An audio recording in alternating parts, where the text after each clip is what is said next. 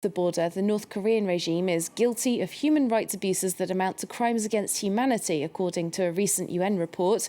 The document lists evidence of torture, executions, deliberate starvation and arbitrary imprisonment.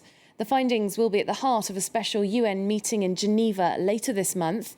Our team in South Korea has met with some of the very few survivors who were able to escape the North's political prisoners' camps. Guillaume Bression, Yuri Kim and Justin McCurry report. Over beef stew at a restaurant in Seoul, Chol Hwang-kang and his comrades break into song. They're fighting for democracy in North Korea.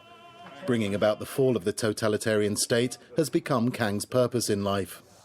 I can't predict if the North Korean leadership will fall by 2015, but I have a feeling that this year or next will be an important turning point for some kind of change in North Korea. Kang is a survivor of the North Korean camps for political prisoners. He spent 10 years in Yodok, located 70 miles from his former home in the North Korean capital, Pyongyang. His crime? To have been the grandson of a so-called traitor. I was only little in those days. I didn't really understand the situation.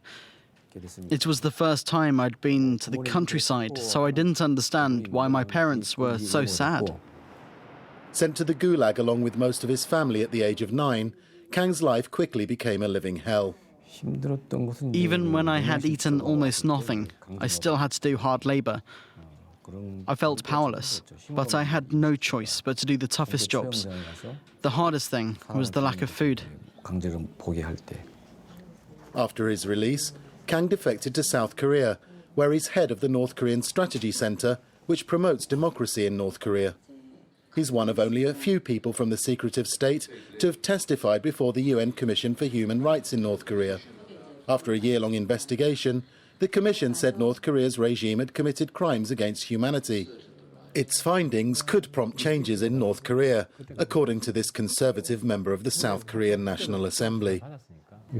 Despite appearances, the North Korean regime cares about what the rest of the world thinks of it. It wants to show that the living conditions are improving. We shouldn't expect any radical changes, but I think the investigation will prepare the ground for gradual change in North Korea. DONG-HYUK SHIN does not share his optimism. SHIN is the most famous survivor of North Korea's vast network of labor camps. His story is the subject of an international best-selling book and a German documentary. SHIN was born in the camp, regarded as the worst in the country, and attended the public executions of his mother and brother when he was just 13. They were executed after SHIN, fearing for his own life, told the camp authorities that they were planning to escape. Guards cut off one of his fingers as punishment for breaking a sewing machine. On a visit to Japan, he accuses the UN of not doing enough to help the North Korean people. History tells us that the UN Human Rights Committee has never solved a single problem involving human rights abuses and the actions of brutal governments. They missed a lot of opportunities and took a long time to pay any attention to North Korea. The UN Human Rights Committee has to take a more proactive approach to improve the situation.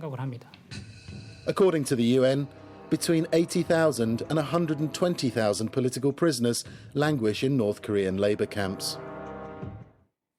OK, let's take a look at all the latest sports news now, starting with a convincing win for